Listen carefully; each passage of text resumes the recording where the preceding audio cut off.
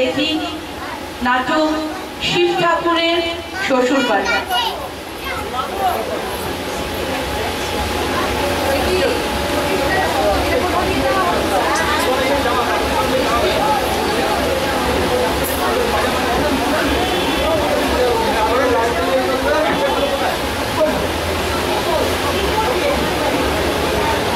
একটু সময় লাগছে আমাদের একটু সেটআপের জন্য, তার জন্য একটু মার্জনা।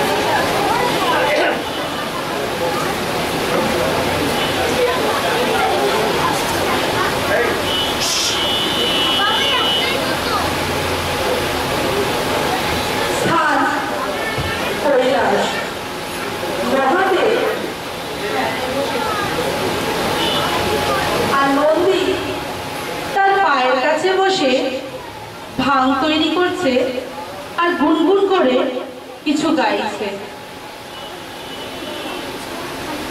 আজ মহাদেব একদম ধ্যানে মন দিতে পারছেন না। আজ তার মন ভীষণই অশান্ত। বারে বারে দেবী দুর্গার কথা, ছেলে মেয়েদের কথা তার মনে আসছে। দেবী দুর্গা প্রতি বছরের মতন এবছরও ছেলে মেয়ে দিয়ে নিজের বাপের বাড়ি গিয়েছিলেন। যদিও প্রতিবার তিনি 5 দিন থেকেই চলে আসেন, কিন্তু এবার 5 মাস হয়ে গেল ওনার আসার নাম নেই। প্রথম মহাদেব ভেবেছিলেন যে হয়তো মা বাপের সাথে এবার একটু বেশি সময় কাটাবার জন্য রয়ে গেছে, তা মাস খানেকের মধ্যেই চলে আসবেন।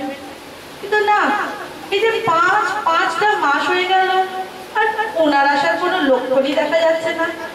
এইসব ভাবতে ভাবতে মহাদেব নিজের আসন ছেড়ে উঠে দাঁড়ালেন। নিজের প্রভুকে এভাবে উঠে দাঁড়াতে দেখে নন্দীও ঘাবড়ে উঠে পড়ে।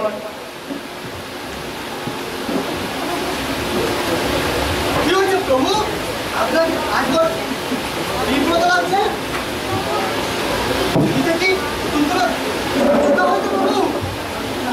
না রে নন্দী, পৃথিবীর কোনো সমস্যা নয়,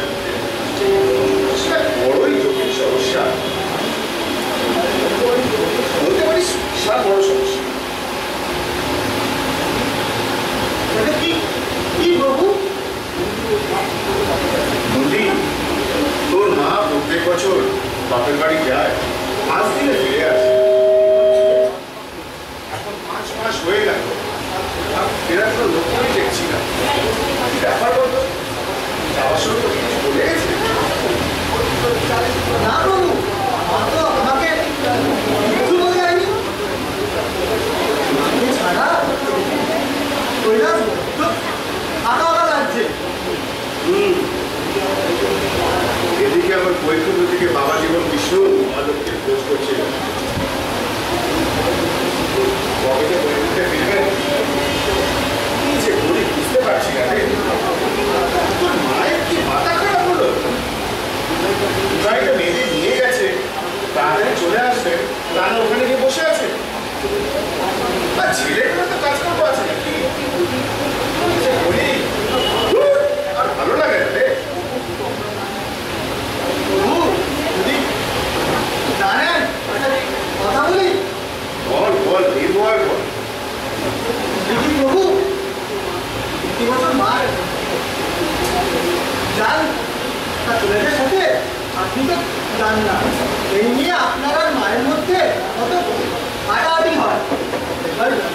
কি প্রভু আপনি একবার যান ওখানে আর মানটাও থাকবে আর একটু সংগ্রামও লাগবে। বুঝলাম, এই কথাটাকে তোকে মা শিখিয়ে দিয়ে গেছে না তো নিজেরই কথা? না না প্রভু যে বলেন আমার কিচ্ছু বলেনি। আমি মাকে কখন করি আমাকে দেখতে পারি না তো মার অস্ত কিগুলো দেখি আমি বলছিলাম আর কি একবার দেখি আর চাই না রে নন্দী, এই বিয়ের সময় এই দেবীর মা আমাকে দেখে যা বিল্ডিং দিয়েছিলেন আর ওনার আত্মীয় স্বজনরা এমন করুণ চোখে দুর্গার দিকে তাকিয়েছিল যেন তাকে আগুনে ফেলা হচ্ছে। কি কষ্ট নন্দী তোকে বুঝিয়ে পারবো না। যাই হোক যখন এত করে বলছিস যাওয়াই যাক একবার, কিছু পরে হয়তো সবাই ঘুরে যেতে পারে। চল বেরিয়ে পড়ি আমরা। তার আগে নন্দী একটা বানা মাথা দিয়ে ঝিমঝিম করছে আমার। হ্যাঁ হ্যাঁ প্রভু এই নিন এই নিন।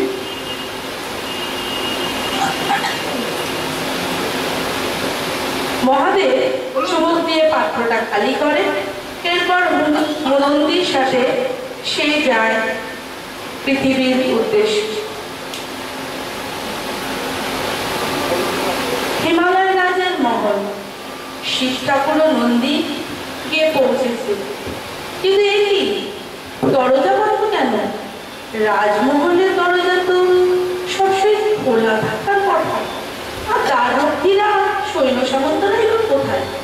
সৈন্যরা তো দূরের কথা, কোনো কাউকেই তো দেখা যাচ্ছে না। দুজনেই খুব অবাক হয়।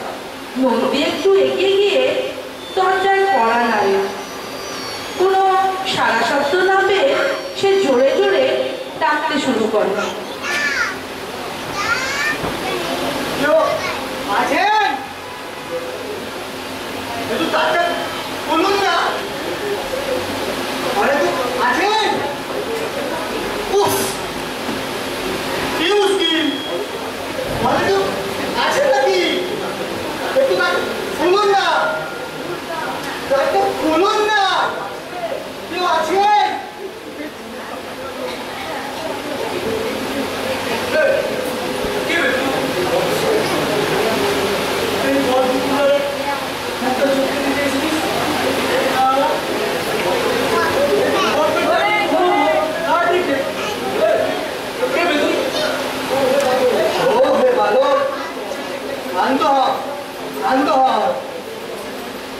আমি জানি এটা হিমালয় মহল।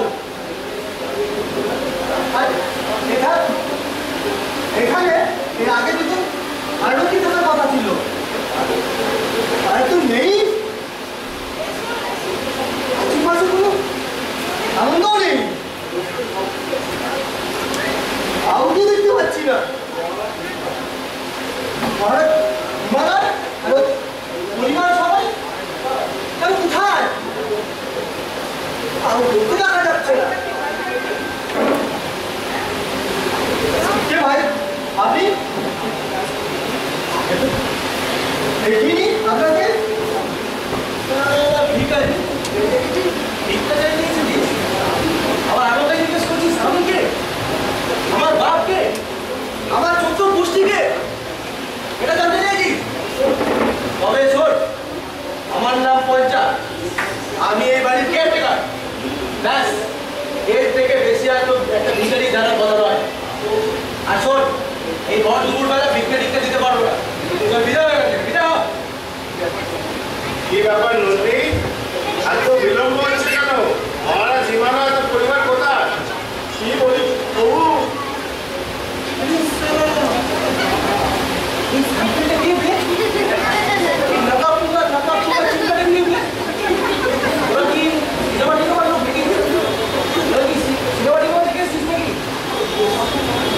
ভাই আমারও সিনেমা করার খুব শখ ছিল, শুধু একটা চান্স, তারপরে একদম करीना, एलिना, आहा।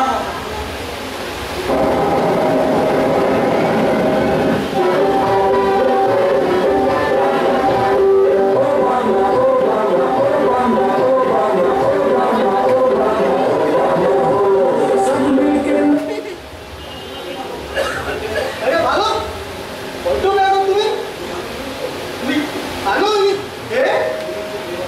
इन्हीं बच्चे, ये बच्चे, कौन है? अरे, हमारी, दुल्हन, ये, तुम्हें दिया, तेना ना मैं, अरे लोग क्यों? सिंपल बोल यार, हम सिंपल मजे में यार। भिखारी, আমাকে ওকা বানাচ্ছি, নাটক কাজে শেখাচ্ছি। এই মহাদেব, এই জীবনের রাজের সনিল দেবীর হাজব্যান্ড, তারা বাঙালিকে হাইকোর্ট দেখাচ্ছ। বেটা 420 কথা নয়, তুমি বলে জায়গা বল।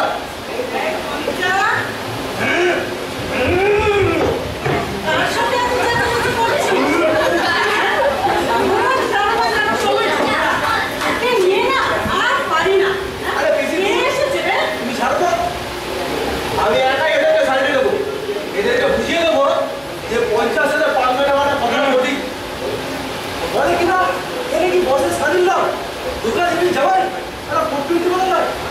আরে আরে নানু, এই যে আমাদের জামাই মহাবীরের মহাদেব।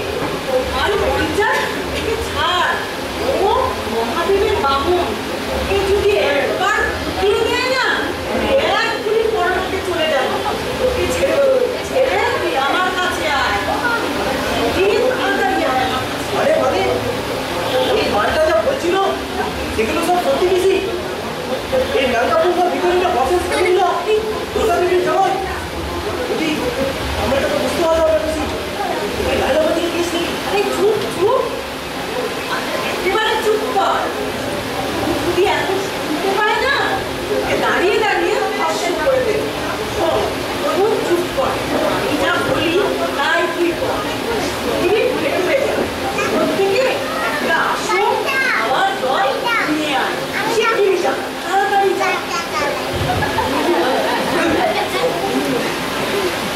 ক্ষমা করবেন প্রভু, বাচ্চা ছেলে তো তাই আপনাকে চিনতে পারি। তো যাই হোক, আসুন আসুন, ভেতরে আসুন। অনেক দূর থেকে এসছেন, আপনাদের দেখে অনেক ক্লান্ত মনে হচ্ছে। একটু খাওয়া দাওয়া করে বিশ্রাম নিয়ে নিন। আমাকেও দয়া করে একটা সুযোগ দিন প্রভু। না দেবী, আমাদের হাতে বেশি সময় নেই। আপনি দেবী দুর্গাকে বলুন, যদি বলি হয়ে যায় আমরা এক্ষুনি কৈলাসে রওনা দেবো। ওকে অপরাধ দেবেন না প্রভু। আমার দাদা মানে মহারাজ হিমালয়, ওটা পুরো পরিবার এখন এখানে কেউ থাকেন না। ওনারা মাঝে মধ্যে এখানে আসেন, বেশিরভাগ সময় পৃথিবীতেই কাটান। কি? পৃথিবীতে? কেন? এত সুন্দর পবিত্র স্থান ছেড়ে মহারাজ হিমালয় পৃথিবীতে কি করছে? বড়ই বুঝছিস না।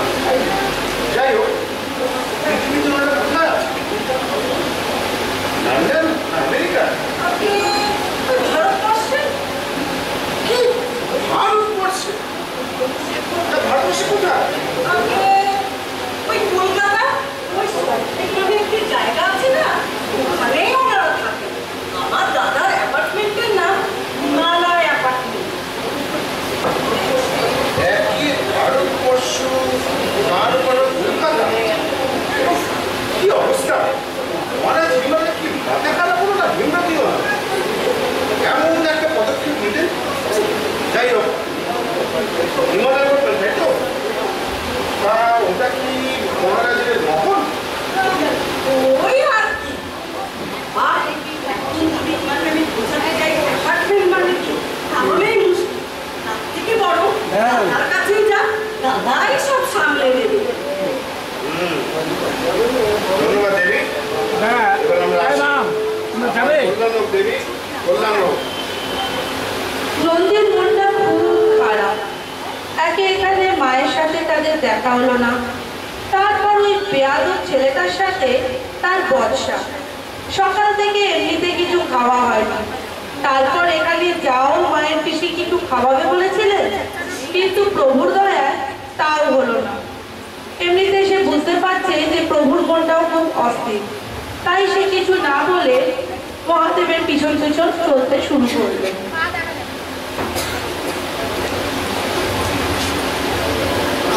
মহাদেব ও নন্দী কলকাতায় পৌঁছেছে। কলকাতা নামার সাথে সাথে তাদের যেন মনে হতে লাগলো যে তারা খুব দুর্বল হয়ে পড়েছে। এমনকি অনেক চেষ্টা করেও তারা নিজেদের কোনো শক্তি ব্যবহার করতে পারছেন না। তখনই ওনারা দৈববাণী শুনলেন, কলকাতা শহরে শুধু একটাই শক্তি চলে, সেটা হলো নীলাম্বরীর শক্তি। চারিদিকে প্রচন্ড গরম, ধুলো, কালো ধোয়া এবং ভিড়। ওনাদের খুব কষ্ট হচ্ছিল। এখানকার লোকজন সবাই যেন তাড়ায় আছে, তারা যেন কেউ হাঁটছে না, শুধু দৌড়াচ্ছে। ওনারা কি করবেন, কোথায় যাবেন এটাই ভাবছিলেন, কি হঠাৎ একজন এসে মহাদেবকে মারলেন এক ধাক্কা। চলতে পারেন না নাকি? কলকাতার রাস্তার ধ্বংস তো পাগল ছাগলের উৎপাত। আর এই দেখা যায় না একটু মহা সমস্যা, আর একটু নর্মাল দোকানদার থাকবে না, ধ্বংস দোকান নষ্ট করে বেড়াবে। কিন্তু বৎস, আমি তো দাঁড়িয়েছিলাম, আমি তো আমার ধাক্কাটা মারলে। এ তো কলকাতার রাস্তাকে রঙ্গমঞ্চ বানিয়ে ফেলে নাকি গো? কি আজও নতুন কারখানা নাকি তোমাদের? আর সংসারে কি দেখি মহাদেব মনে করো নাকি? বৎস, আমি কোনো সং নই, আমি দেবাদেব মহাদেব। মহাদেব? তুমি যদি মহাদেব হও, আমি নারায়ণ। সব মুখ টাকা এক চল মেরে কাজ থাকিয়ে দেবো। লোকে করে ইয়ার কি ওরা কি ভেবে দেখি ঠ্যাং ভেঙে দেবো, আবার ঠ্যাং ভেঙে দেবো। তোমাদের মতন লোকের সাথে ইয়ার্কি মারছো, তোমাদের মতন লোকেদের না 10 টাকা 100 টাকা চিট করে ফেলে দিতে পারি। বুঝবুঝ টাকা সব লোকটা মহাদেবকে একা দিয়ে সরিয়ে হনন করে চলে গেল। মহাদেব কিছুক্ষণ অবাক হয়ে সেদিকে তাকিয়ে তারপর নন্দীর দিকে তাকিয়ে বললেন, নন্দী, কিছু বুঝলি? এই মানুষটা অমন করে রুষ্ট হয়ে গেল কেন? আমি কি বেয়াদবি করেছি কি বল? প্রভু, লোকটা কি উন্নতি হয়েছে? বুড়ো বয়সে এই পৃথিবীতে এরকম গর্ব হয়। বুড়ো হলে এমন হয়? হ্যাঁ, আচ্ছা নন্দী, এই যে লোকটা গেল, এর কত বয়স মাত্র? আর ধরুন আর ৬৫ মাত্র ৬০-৬৫ বছর, আর তাতে এই অবস্থা। পৃথিবীর মানুষ এই বয়স হলে বিমনতি হয়। হ্যাঁ, আমাকে অবস্থা দেখ, তাহলে আমার কি হবে? আমার এই বড় চল নন্দী, অনেক হয়েছে, চল মা দুর্গা আর পরিবারকে খুঁজে আমরা কৈলাসে রওনা দিই। আমার আর এখানে ভালো লাগছে না।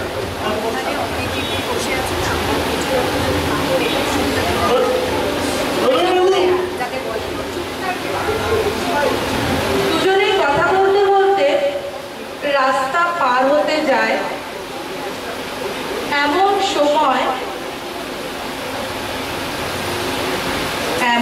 সময় একটা বাসের তলায় আস্তে আস্তে হঠাৎ তারা বেঁচে যায়। আয়সা,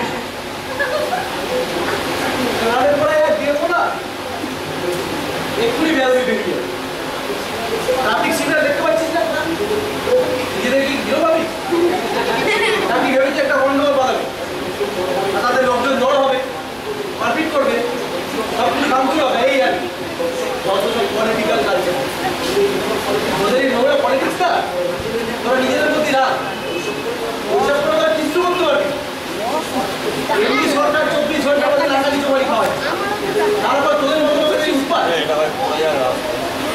জানতে পারছিস না? বৎস,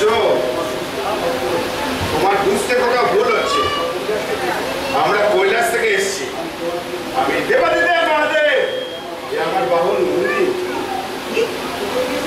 কোথা থেকে এসেছিস? কৈলাস থেকে? ওই একটা সিনেমা হয়েছিল কৈলাসের কেলেঙ্কারি, সেখান থেকে? বুঝলাম, তোদের সাজ করতে গিয়ে বোঝা যাচ্ছে তোরা যাত্রা যাত্রা করতে গেলি। কি যাত্রা করছিস? স্টেজ ছেড়ে পথে বের ভাব। নাকি কোনো পলিটিক্যাল পার্টিতে কাজ করছিস তোরা? বলতো লোকজনকে বিরক্ত করানোর জন্য কোন পার্টিতে কাজ করছিস? যে পার্টি হোক না কেন, হ্যাঁ ভাই, যা করবি রাত 8টার পরে করবি। আমাদের ডিউটি আওয়ার তখন শেষ, তখন তোরা যা দাঙ্গা কর, খুন কর, যা ইচ্ছা, আমাদের কিচ্ছু এসে যাবে। আমার ডিউটি রাত 8টার পরে শেষ হয়ে যায়, তারপর তোরা যা ইচ্ছা। তোরা যদি 8টার পরে না করিস, আমি কি ছিলাম ভাই? হ্যাঁ যাবে। আরে বৎস, এই যে বলি তোমার,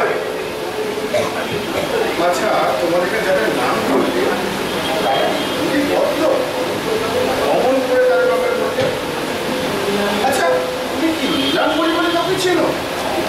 আরে বাপ, ডেঞ্জারাস জিনিস ভাই। যাদের হয়ে কাজ করিস তাদেরই চিনতে পারছিস না? দারুণ একটা।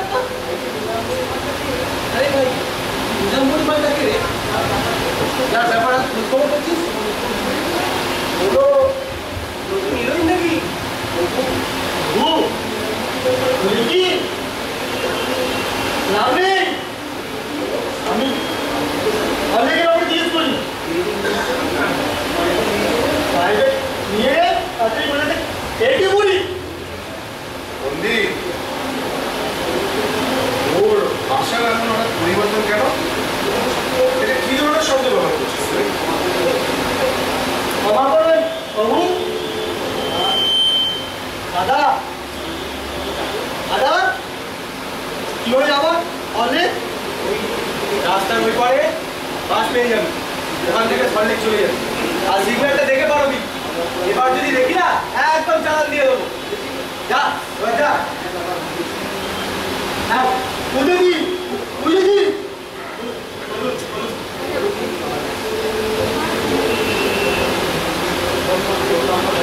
দুইজনে কিছুটা হেঁটে যায়।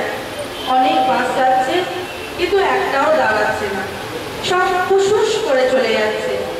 একটা বাস দাঁড়ালো, উঠতে যাবে, অমনি একটা লোক জিজ্ঞাসা করলো কোথায় যাবে। সল্টলেক বলতে যাবে না বলে হুশ করে চলে গেল। কি জানি এই পৃথিবীতে এসে তাদের শক্তি কাজ করছে না কেন। দুজনে মিলে হাঁটতে হাঁটতে এগোচ্ছে। হঠাৎ একজন মহিলাকে দেখে নন্দী তার কাছে যায় সাহায্যের আশায়।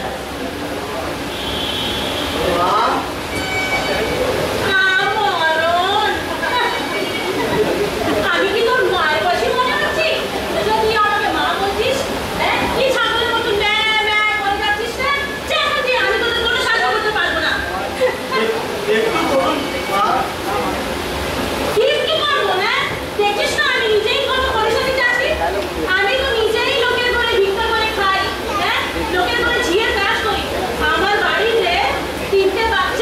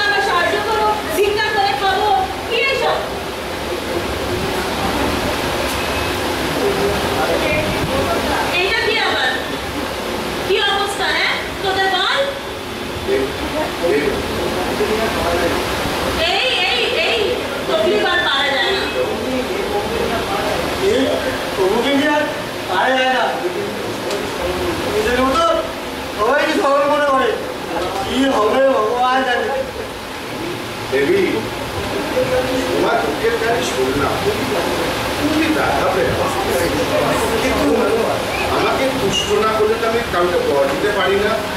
তুমি যদি আমাকে তুষ্ট করো,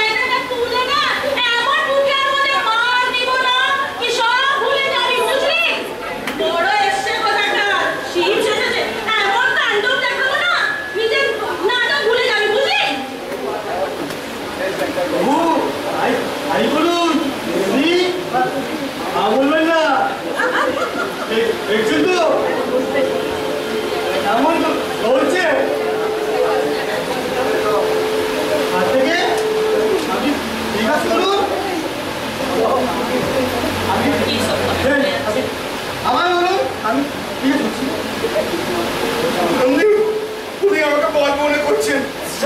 তোকে বোঝা গিয়ে আমি কে?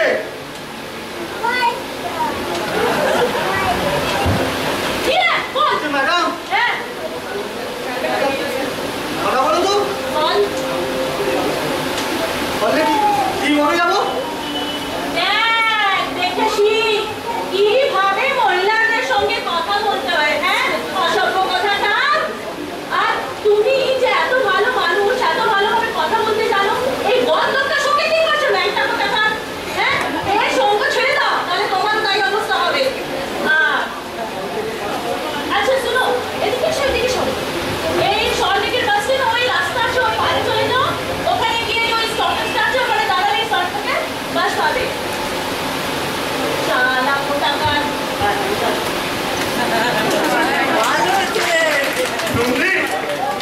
এটা কি হলো? তুই এই মহিলাকে আমার ব্যাপারে কিছুই বললি না, আর তুই পিক পিক করে হাসছিস। তুই আমার সম্বন্ধে একটু চিন্তা করলি না? ছি নন্দী, ছি। নন্দী কিছু না বলে মাথা নিচু করে হাঁটতে শুরু করে, আর মহাদেবও চলে যান। তারা দুইজন হোটেলের সামনে আসে। একজনকে জিজ্ঞাসা করে তারা জানতে পারে যে এখানে খাবার পাওয়া যায়। দুজনেই খুব খিদে পেয়েছে। মহাদেব নন্দীকে বলেন যে তার জন্য কিছু ফলমূল নিয়ে আসতে। নন্দী মহাদেবকে সেখানে বসে হোটেলের ভিতর যায় খাবারের খোঁজে। তখনই দুই মহিলা হোটেল থেকে কিছু খাবারের প্যাকেট হাতে নিয়ে বার হয়।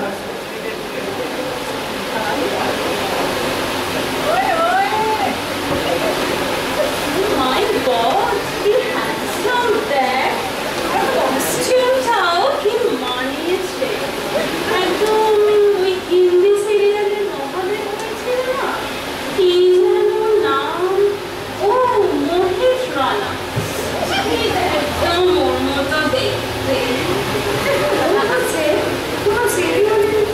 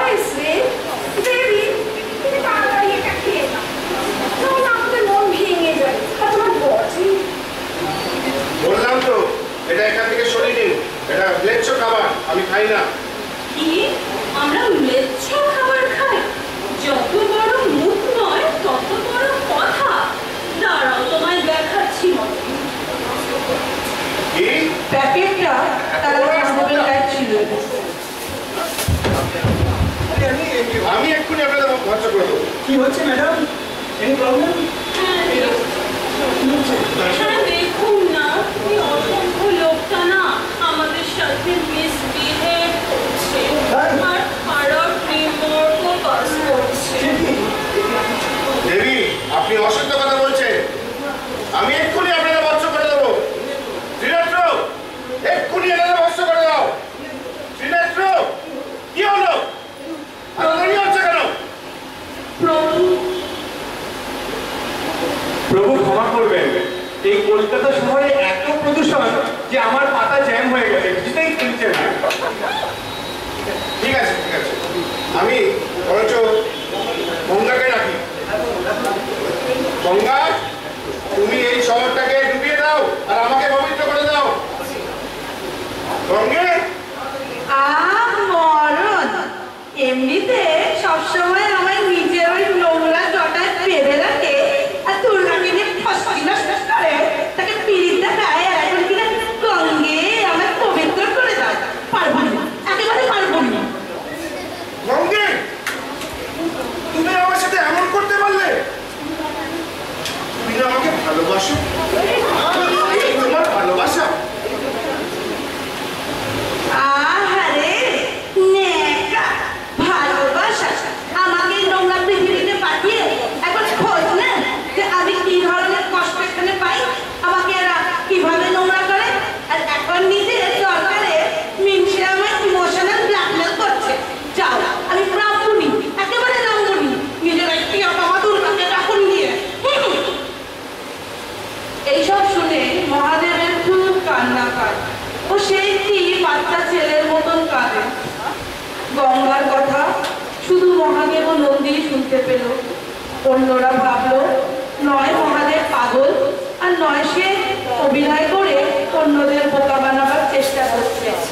তারা মজা উড়িয়ে যে যার রাস্তায় চলে গেল।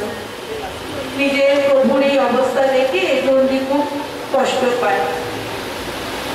হাঁটতে হাঁটতে তারা শুনতে পায় একটি বাসের আওয়াজ ও তার সাথে তরলেকের নাম। নন্দী তাড়াতাড়ি মহাদেবকে নিয়ে সেই বাসে উঠে গেল, কিন্তু পয়সা না থাকায় কিছুটা গিয়েই বাস কন্ডাক্টর তাদের নামিয়ে দিল। তারপর একে ওকে জিজ্ঞাসা করতে করতে তারা হাঁটতে শুরু করলো রাজাঘাটের উদ্দেশ্যে। অনেক কষ্টে অনেককে জিজ্ঞাসা করে তারা রাজাঘাটে পৌঁছলেন হিমালয় অ্যাপার্টমেন্টের সামনে। বেশ অনেকটা জায়গা এই অ্যাপার্টমেন্টটা তৈরি। ঢোকার জন্য দুটো বড় বড় গেট, আর সেই গেটে উর্দিধারী গার্ডরা দাঁড়িয়ে। তারা দুইজনে এইসব দেখে অবাক হয়ে গেলেন।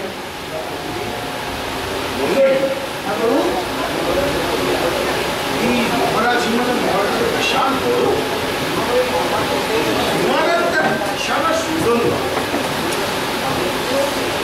চালকরাও কেমন পেশা করেছে, আর শুনে সম্বন্ধে দেখছি না কোথায় গেল। ওনার রাজ্যের পূজারা একটু বেশভূষা করে, ঠিক সে বিয়াদব বালকটার মতো। প্রভু, পৃথিবী আই হয়তো এরকম পোশাক পোশাক পরে এখন তার কোনো চিন্তা নেই। এবার দেখবেন কখনো আনবে আপনি এসেছেন হিমালয় আমাদা আমাদের আমি আপনাকে আগে করে নিয়ে যাবে। আপনাদের দিয়ে আপনার পরিচয়টা দিই আমি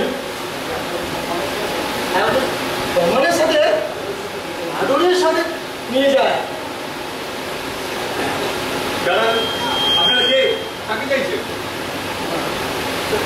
নাকি আমরা হিমালয় রাজে তাহলে দেখা করতে এসেছি, দেখে দিন না। হিমালয় রাজ,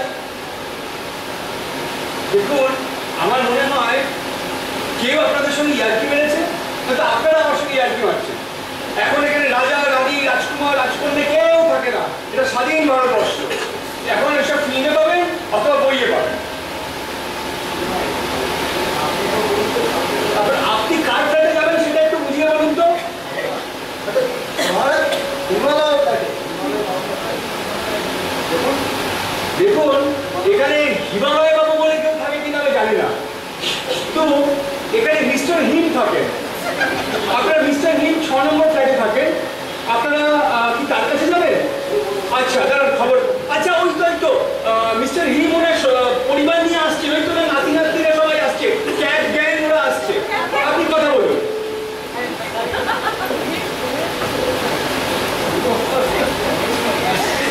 গণেশ, কার্তিক, এই কি তোমাদের পোশাক আছে? আমি তো তোমাদের চিনতেই পারিনি।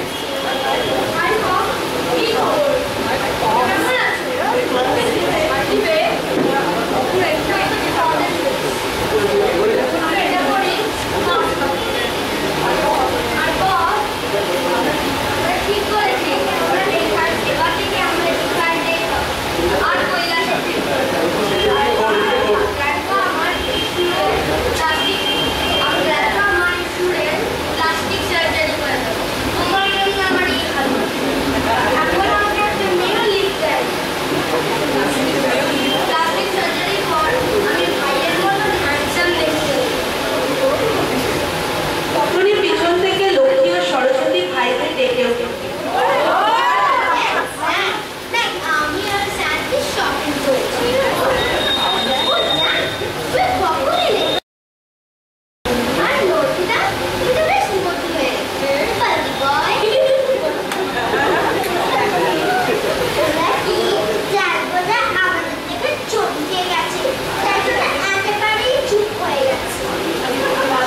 মা লক্ষ্মী, মা সরস্বতী, এই তোমাদের কি ধরনের পোশাক? তোমাদের ভাষা কেমন পরিবর্তন হয়ে গেছে? যাকে তোমরা তুমি বলে সম্বোধন করছো, এতদিন পরে যার সাথে দেখা, তার চরণ স্পর্শ করবে, কি কেমন ব্যাপার তোমাদের?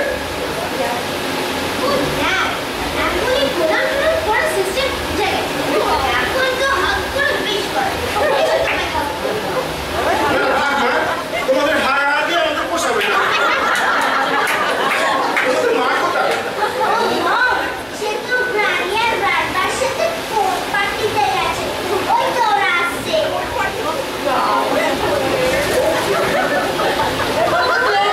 আজকে তো মজা হলো না, কি বলবো।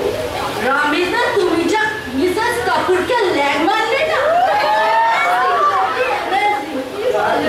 তোমাকে আজকে যা হট লাগছে না, নাতি নাতি হয়ে গেছে।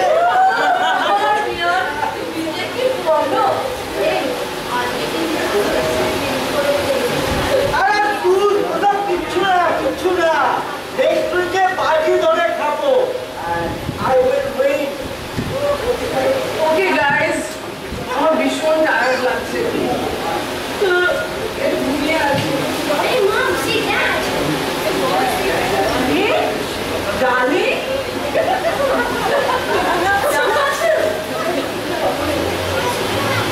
কখন এলে? এখানকার ঠিকানা কোথা থেকে পেলে? আপনি বলে ভুলে গেছে যে আমি কে? আমি দেবাদিদের মহাদেব। আমার অজানা কিছুই নেই। আর আপনাদের কি অবস্থা দেবী? আমি আর আপনি মিলে পুরো সৃষ্টিটাকে সামলাই।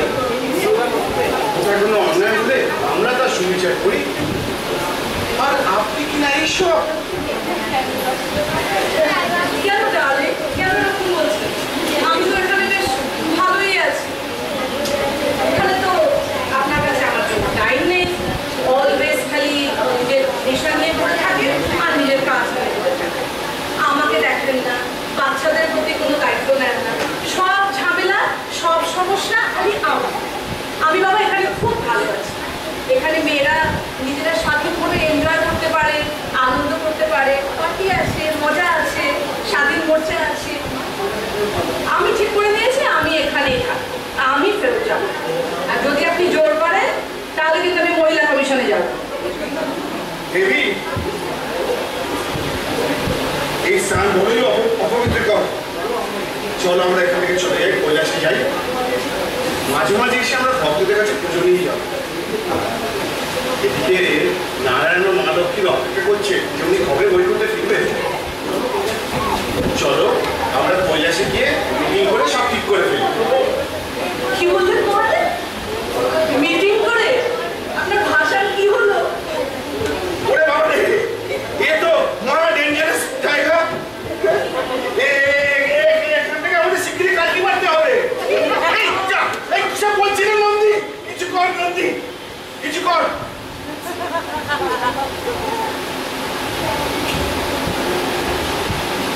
নন্দী তখন হাত জোড় করে ভগবান বিষ্ণুর আরাধনা শুরু করলেন। নমো বিষ্ণু, নমো বিষ্ণু, নমো বিষ্ণু, নমো। এখন আবার সবাই স্বাভাবিক। মা দুর্গা বসে ফুলের মালা গাচ্ছে, মহাদেব ধ্যান করছে, নন্দী প্রসাদ বানাতে ব্যস্ত, গণেশ ও কার্তিক নিজের কাজে গেছে, লক্ষ্মী ও সরস্বতী নিজের শ্বশুর বাড়ি গেছে। হঠাৎ মহাদেব নন্দীকে কাছে ডেকে বললেন, নন্দী, একটা দাও, একটা। সব তো ঠিক হয়ে গেল, কিন্তু আবার কিন্তু কিসের প্রভু? তুমি তো ভগবান বিষ্ণুর কি ভাই ঠিক হয়ে গেল, আমার সমস্যা হলো আবার। তুই জানিস নন্দী, একটা কথা আমাকে বড্ড বিচলিত করছে, তার উত্তর আমি কিছুই পাচ্ছি না। এটা আবার কি প্রভু? ওই নীলাম্বরীটা কে বলতো? দেবাদিদেব মহাদেব, আমি বিষ্ণু। ওই নীলাম্বরীটা কি জানতে চাবেন না? না হলে আপনার মন্দিরের ঘন্টার জায়গায় উনি আপনারই ঘন্টা বাজিয়ে দেবেন। কি দরকার দুলয়কে আহ্বান জানানোর? এর যে শান্তিতে আছেন, শান্তিতেই থাকুন না।